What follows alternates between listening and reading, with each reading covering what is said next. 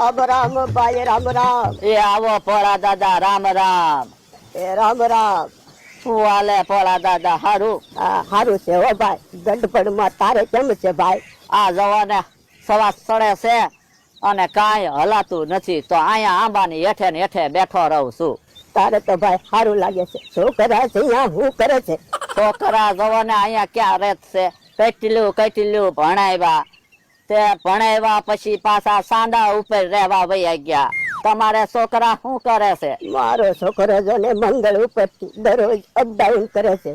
તો ઈ સારું કેવાય. ઘરે તો વયાવે, ભલે મંગળ ઉપર થી અપડાઉન કરે પણ ઘરે તો આવે ને. અમારે ઓલા સાંડા ઉપર ને ઉપર જ રહે છે, અહીંયા કાંઈ આવતો નથી. હે ભાઈ? હા, બપોરિયા થઈ ગયા છે. ખાધું છે ભાઈ? કાંઈ ખાધું નથી. પરમ દિવસે છોકરાને ફોન કર્યો તો કે થોડાક લાડવા મોકલાય, તે છોકરા કાંઈ હવે આપણું કીધું માનતા નથી. પેંડા મોકલાવ્યા, હવે કેમ ખાવા?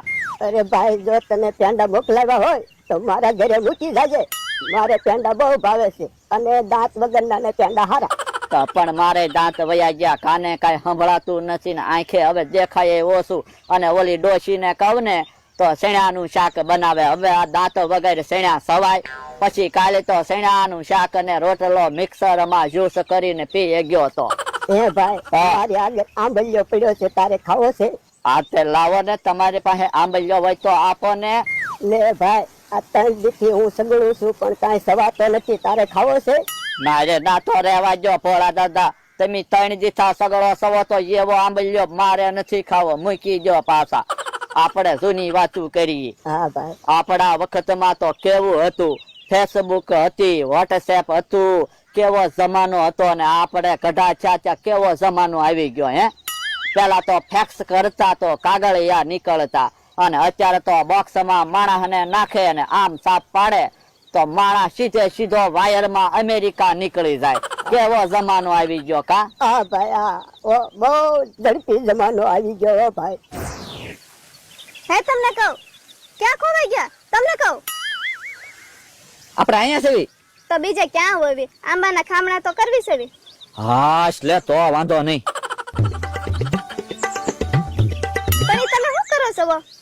જોઉં છું, આંખ્યું ને કાન ને મોઢું ને દાંત ને બધું બરાબર છે ને એમ.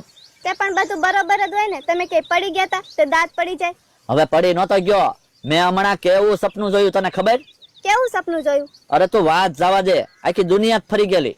તું નું બે હાવ ઘડા થઈ ગયા હતા. લાકડી ને ટેકે ટેકે હાલવી, હરખું આંખે દેખાય નહીં, કાને હરખું સંભળાય નહીં, દાંત બધા પડી ગયેલા. આ સોકઠું જાણે છે ને મોઢે તાળું માર્યું હોય ને એવું લાગતું હતું.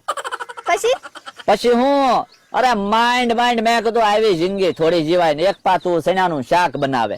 હવે દાંત વગર શેણાનું શાક સવાય નહીં? પછી હું છું? પછી હું ચણાનું શાક અને રોટલો મિક્સરમાં નાખું, રોજ જ્યુસ બનાવીને પી જાવ. જીવવા હાટું છે ને ખાવું તો પડે ને એમ.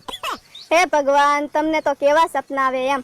હવે ઈ બધી વાત મૂકો, ગટપણ આવે ત્યારની વાત ત્યારે. જમવાનો સમય થઈ ગયો છે, હાલો જમી લેવી. બપોર થઈ ગયા? તો હાલો તો જમી આવી. હાલો. પણ શાક શેનું કરું? શેણાનું એકનું નહીં બનાવતી, બાકી ગમે એનું બનાય.